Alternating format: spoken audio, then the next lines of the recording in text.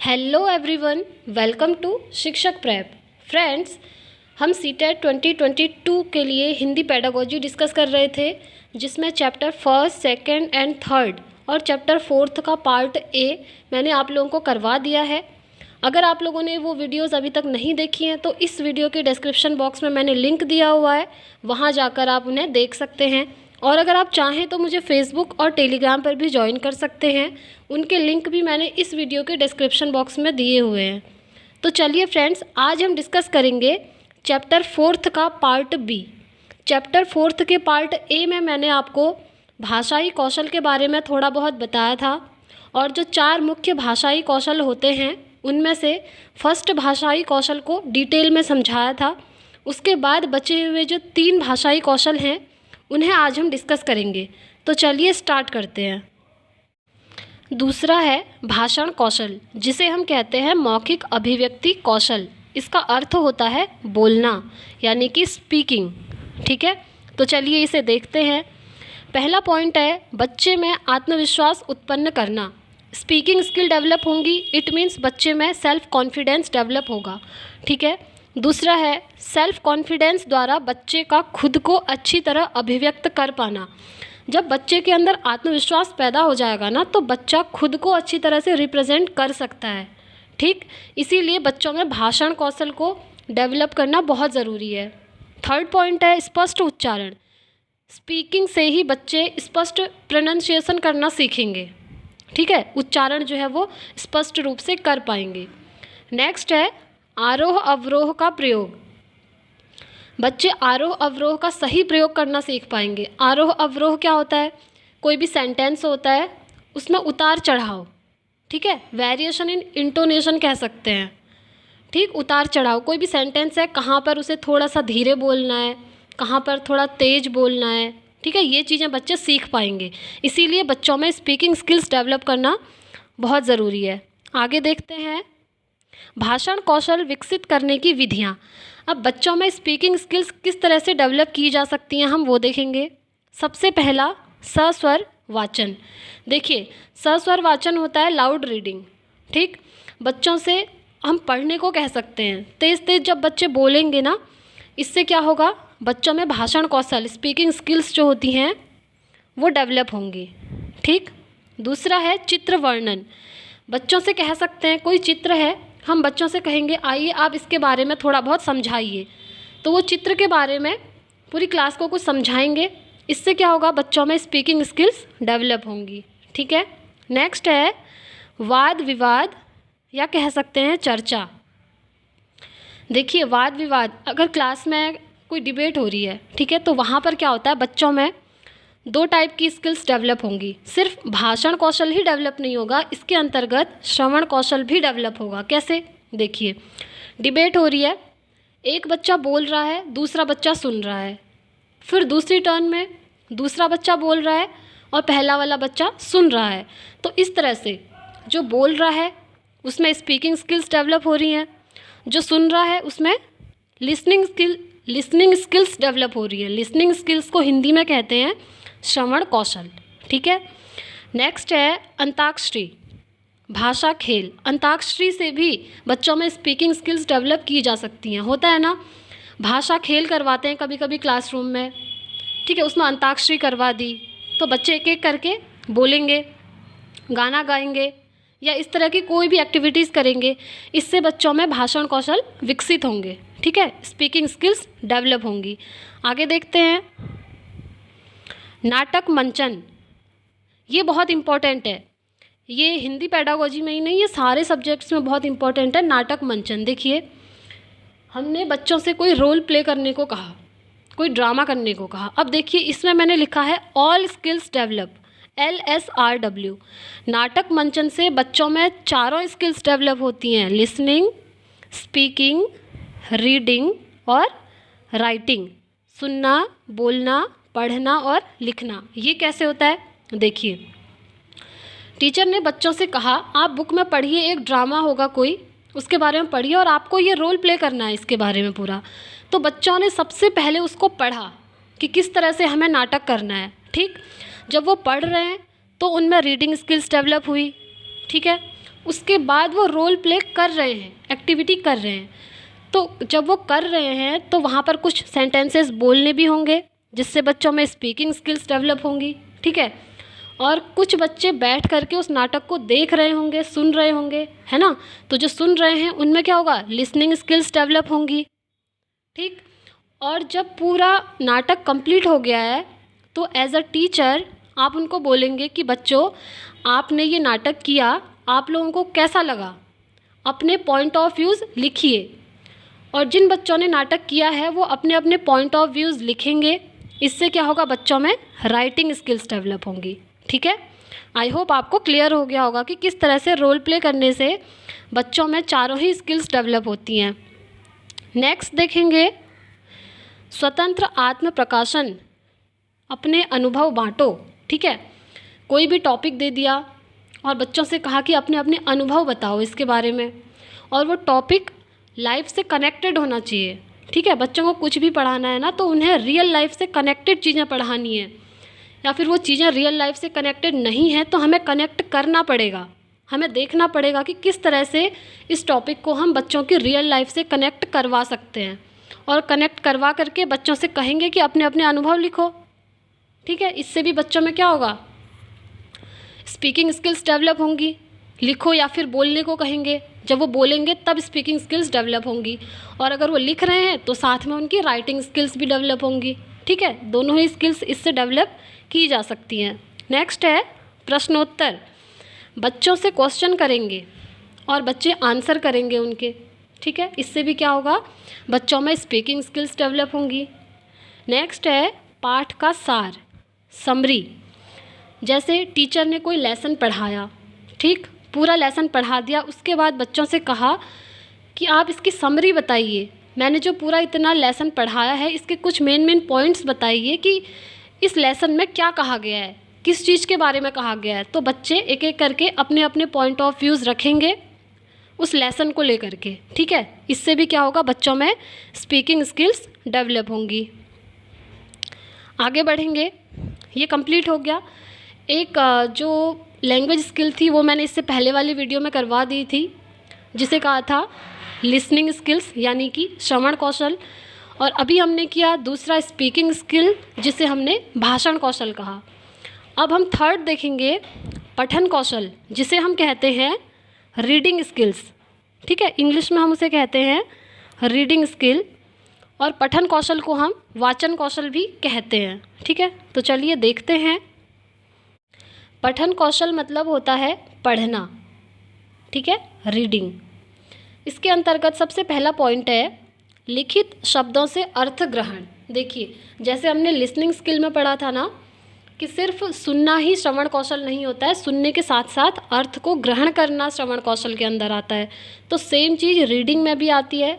It means कि पठन कौशल में आती है कि लिखित शब्दों से अर्थ ग्रहण करना। कोई चीज़ लिखा है, सिर्फ लिख देना हम रीडिंग स्किल नहीं कहेंगे, सिर्फ लिख देना हम पठन कौशल या पढ़ना नहीं कहेंगे। लिखने के बाद उसका अर्थ ग्रहण करना, लिखी हुई चीज़ को समझना पठन कौशल कहलाएगा, ठीक है। नेक्स्ट पॉइंट है विराम चिन्हों की समझ। इसके अंतर्गत अल्प विराम, पूर्ण विराम, प्रश्नवाचक, विस्मयादिबोधक आदि, इनके आधार पर वाक्यों का अर्थ समझना, ठीक है। विराम चिन्हों की समझ, बच्चों को विराम चिन्हों की समझ होनी चाहिए। आप लोग जानते हैं कोई एक सेंटेंस है, अगर हमने उसमें अल्प विराम या पूर्ण विराम या प्रश्नवाचक चिन्ह या फिर विस्मयादिबोधक कुछ भी अगर हमने गलत जगह पर लगा दिया तो उस सेंटेंस का जो मीनिंग होगा वो चेंज हो जाएगा। ऐसा होता है ना, इसीलिए विराम चिन्हों की समझ बच्चों में पैदा करना बहुत ज़रूरी है, जिससे बच्चे वाक्यों को सही से बना पाएँ और वाक्यों का अर्थ भी समझ पाएँ, ठीक है। नेक्स्ट पॉइंट है बच्चों के शब्द भंडार में वृद्धि होती है। ये भी सही बात है। रीडिंग स्किल यानी कि पठन कौशल से बच्चे ज़्यादा से ज़्यादा वर्ड सीखते हैं, और जितने ज़्यादा वर्ड सीखेंगे उतने ज़्यादा वो सेंटेंसेस बना पाएंगे, ठीक है। नेक्स्ट है पठन कौशल के कुछ स्टेप्स हैं, 3 स्टेप्स हैं इसके। सबसे पहला है प्रत्यक्षीकरण, बोर्ड पर लिखकर प्रत्यक्ष रूप से दिखाना, ठीक है। प्रत्यक्षीकरण के अंतर्गत आता है बोर्ड पर लिखकर प्रत्यक्ष रूप से दिखाना सबसे पहला।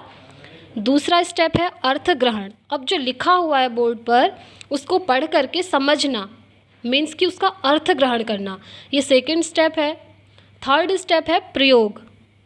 पहले बच्चों ने लिखा हुआ देखा, उसके बाद उसका अर्थ ग्रहण किया, उसको समझा, उसके बाद जब उन्हें ज़रूरत पड़ी वहाँ पर उन्होंने उसका प्रयोग किया।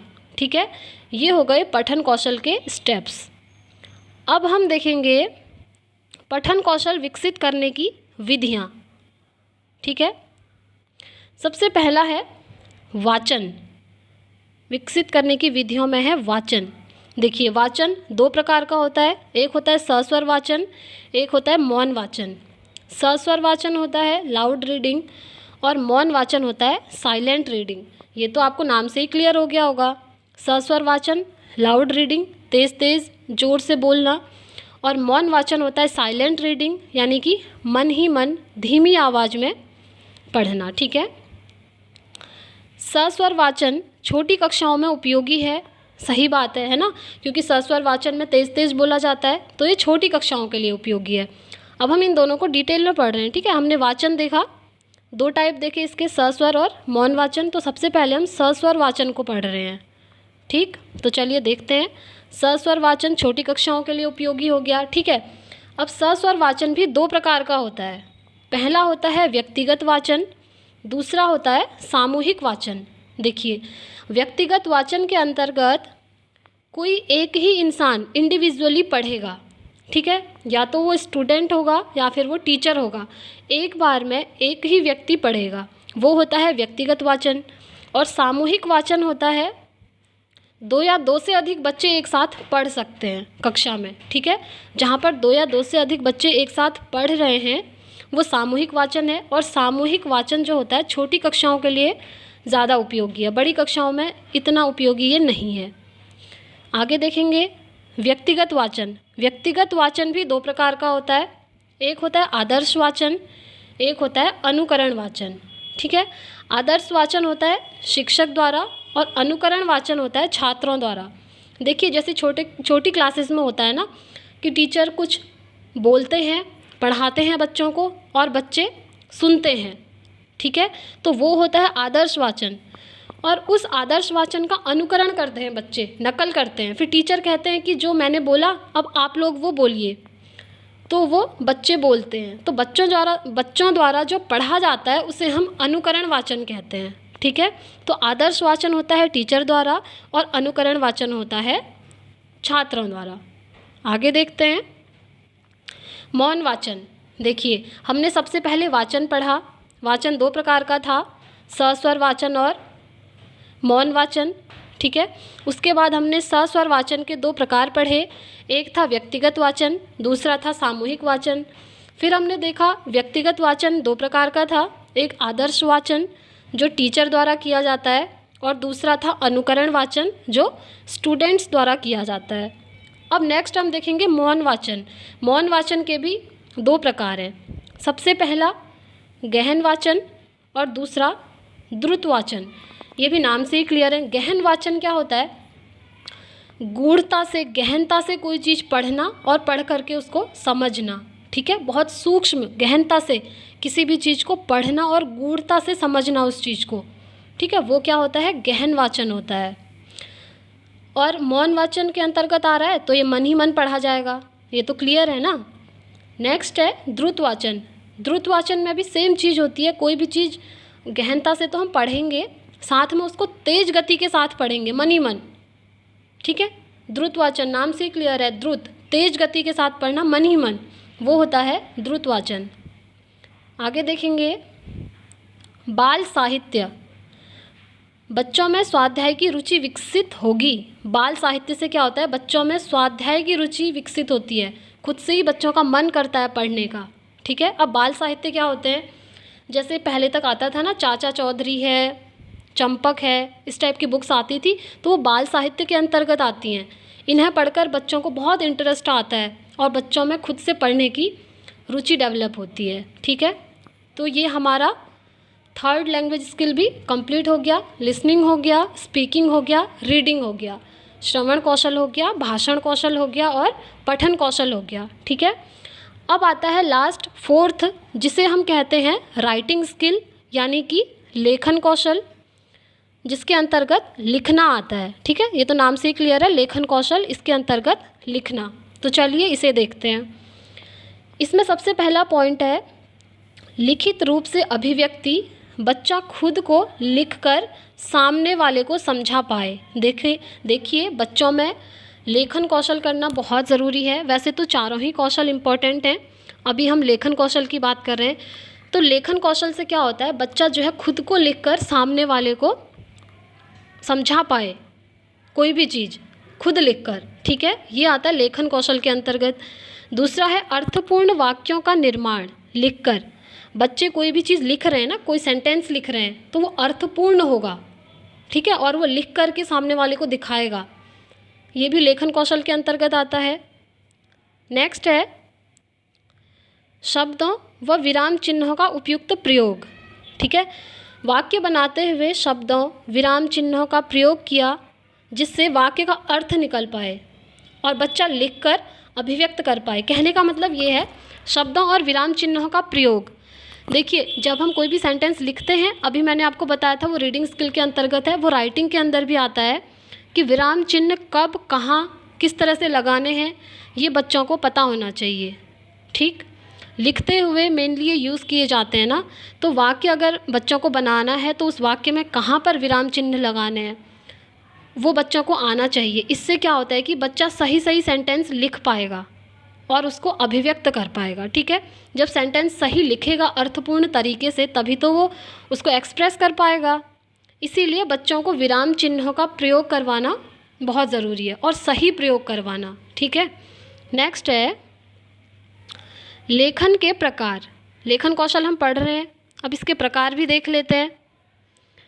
सबसे पहला है सुलेख, दूसरा है अनुलेख, तीसरा है श्रुतलेख या फिर जिसे इमला कहते हैं। ठीक है, अब देखिए सुलेख क्या होती है ये तो आपको पता है, टीचर लिखवाते हैं बच्चों से सुलेख। ठीक, दूसरा है अनुलेख। अनुलेख क्या होता है, छोटी क्लासेस में होता है। जैसे बच्चों ने अ बनाना होता है ना, तो जब बच्चा छोटा होता है सीधे ये नहीं बना पाता है, इसीलिए बच्चों को ऐसे करके डॉट डॉट करके दिया जाता है अ बनाया हुआ, और बच्चे क्या करते हैं इसको पूरा चढ़ाते हैं और ऐसे अ बना देते हैं। इसे हम कहते हैं अनुलेख। ठीक है, आई होप आपको ये क्लियर हो रहा होगा। नेक्स्ट है श्रुतलेख, जिसे कहते हैं इमला। इसमें क्या होता है, सुनकर लिखना। टीचर बोलते हैं और बच्चे सुन करके उस चीज़ को लिखते हैं। ठीक है, अब ऑब्वियसली अगर बच्चे सुन करके उस चीज़ को लिख रहे हैं तो वर्तनी की सबसे ज़्यादा गलतियाँ भी इसी में होंगी ना। जैसे टीचर कुछ बोल रहे हैं, बच्चों ने लिखना है, तो हो सकता है बच्चों से स्पेलिंग मिस्टेक हो जाए, कोई वर्ड गलत हो जाए, तो वर्तनी में सबसे अधिक गलतियाँ इसी में होती हैं, श्रुतलेख में, जिसे इमला कहा जाता है। और गलतियों में कमी भी इसी से होती हैं। कैसे, जैसे टीचर ने बोला, बच्चों ने सुना और लिखा, बार बार वही चीज़ हो रही है। पहले तो बच्चों से गलतियाँ होंगी, उसके बाद उन गलतियों में कमी आने लगेगी। ठीक है, बच्चे उस चीज़ को सुधार पाएंगे। तो श्रुतलेख में ये चीज़ें होती हैं। अब आगे बढ़ेंगे, लेखन कौशल का विकास। देखिए लेखन कौशल क्या होता है ये हमने देख लिया। अब इसका विकास बच्चों में कैसे किया जा सकता है वो देखते हैं। ठीक है,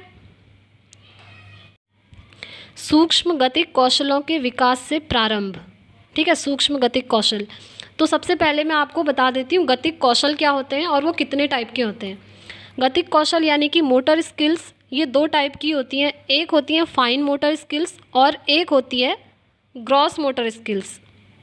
ठीक है, ये लिखा हुआ है, एक है फाइन मोटर स्किल और एक है ग्रॉस मोटर स्किल।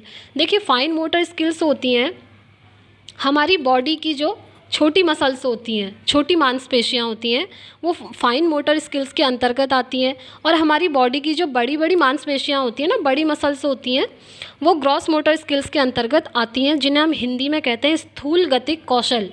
ठीक है, तो जो फाइन मोटर स्किल्स होती हैं जिसके अंतर्गत छोटी मांसपेशियां आती हैं, उसके अंतर्गत देखिए फिंगर की मसल्स हो गई अब फिंगर की हेल्प से हम जितने भी काम करते हैं वो फाइन मोटर स्किल के अंतर्गत आ गया।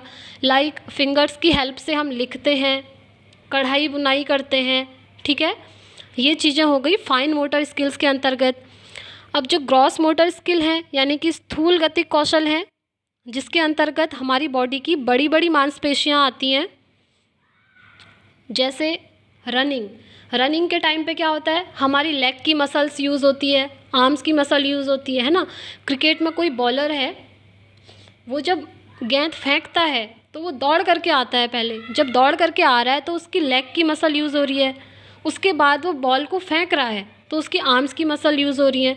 तो हमारी बॉडी की जो बड़ी बड़ी मसल्स होती हैं वो ग्रॉस मोटर स्किल के अंतर्गत आती हैं, ठीक है। आपको ये क्लियर हो गया होगा कि मोटर स्किल्स क्या होती हैं। तो चलिए इन्हें पढ़ते हैं। सबसे पहले सूक्ष्म गतिक कौशलों के विकास से प्रारंभ, छोटी मांसपेशियों का प्रयोग, जैसे लिखते समय फिंगर्स का प्रयोग, ठीक है। दूसरा है स्थूल गतिक कौशल, जिन कार्यों में शरीर की बड़ी मांसपेशियों का प्रयोग होता है, जैसे रनिंग, ठीक है। नेक्स्ट देखेंगे सीधी तिरछी रेखाओं और वक्रों का निर्माण, ठीक है। सीधी रेखाएं क्या होती हैं, ये सीधी रेखा है, ये सीधी रेखा है, ये तिरछी है, ये इस तरह से है, ठीक। अब इसका एग्जाम्पल देखते हैं। हमें क बनाना है तो क बनाने के लिए इन दोनों का प्रयोग होता है। देखिए इसका प्रयोग हो रहा है, इसका प्रयोग हो रहा है एक, और एक इसका प्रयोग हो रहा है। देखिए ये सीधी रेखा का प्रयोग हुआ, एक इसका प्रयोग हुआ, एक इसका प्रयोग हुआ, और एक इसका भी प्रयोग हुआ, ये वाली जो है ना। तो सीधी तिरछी रेखाओं और वक्रों का प्रयोग, जैसे क लिखने के लिए इन दोनों का प्रयोग किया जाता है। तो इनसे भी क्या होता है, बच्चों में लेखन कौशल को विकसित किया जा सकता है, ठीक है। नेक्स्ट देखेंगे, इसके बाद बच्चा वर्ण, फिर शब्द और फिर वाक्य बनाना सीखेगा, ठीक है। सबसे पहले उसने रेखाएं डालनी सीखी, ऐसे इस तरह से, फिर वक्र सीखे, इस तरह से बनाना है, ये है, ठीक है। जब बच्चा इनको बनाना सीख जाएगा उसके बाद बच्चा एक वर्ण बनाना सीखेगा सबसे पहले। लाइक क बनाना सीख लिया बच्चों ने, उसके बाद वो एक शब्द बनाना सीख जाएगा, ठीक है, और उस शब्द का प्रयोग करके वो वाक्य बनाना सीख जाएगा। तो इस तरह से बच्चों में लेखन कौशल यानी कि राइटिंग स्किल्स को डेवलप किया जा सकता है। आगे बढ़ेंगे, 2 पॉइंट्स और हैं। पहला है विराम चिन्हों का सही प्रयोग वाक्यों में, ठीक है। बच्चों को हर वाक्य में विराम चिन्हों का सही प्रयोग करवाना सिखाना है, इससे भी बच्चों में लेखन कौशल विकसित होगा। नेक्स्ट है श्रुतलेख और सुलेख। श्रुतलेख होता है सुन करके लिखना, टीचर बोलेंगे, बच्चे सुन करके उसको लिखेंगे, और सुलेख, इन दोनों से भी बच्चों में लेखन कौशल को डेवलप किया जा सकता है। नेक्स्ट है बच्चों को लिखित अभिव्यक्ति के अवसर प्रदान करना, ठीक है। बच्चों को ज़्यादा से ज़्यादा अपॉर्चुनिटीज़ देनी है कि वो लिखें और अपने अनुभव लिखें, अपने एक्सपीरियंसेस अगर आप उनको लिखने के लिए कहेंगे ना तो ये बहुत अच्छा है बच्चों के लिए। इससे क्या होता है, राइटिंग स्किल्स तो डेवलप होंगी ही होंगी, साथ में उसमें सेल्फ कॉन्फिडेंस भी डेवलप होता है। इसीलिए बच्चों को ज़्यादा से ज़्यादा अपने अनुभव शेयर करने को कहना चाहिए, ठीक है। आगे बढ़ेंगे तो फ्रेंड्स, हमने चारों भाषाई कौशल 4 लैंग्वेज स्किल्स को कंप्लीट कर लिया है। आई होप आपको ये वीडियो समझ में आया होगा। अगर ये वीडियो आपको समझ में आया है और पसंद आया है तो प्लीज़ वीडियो को लाइक एंड शेयर कीजिए और चैनल को सब्सक्राइब कीजिए, बेल आइकन प्रेस कीजिए ताकि आने वाली वीडियो की नोटिफिकेशन आपको मिल सके। तो मिलते हैं नेक्स्ट वीडियो में नेक्स्ट चैप्टर के साथ। तब तक के लिए thank you, bye bye, take care, all the very best.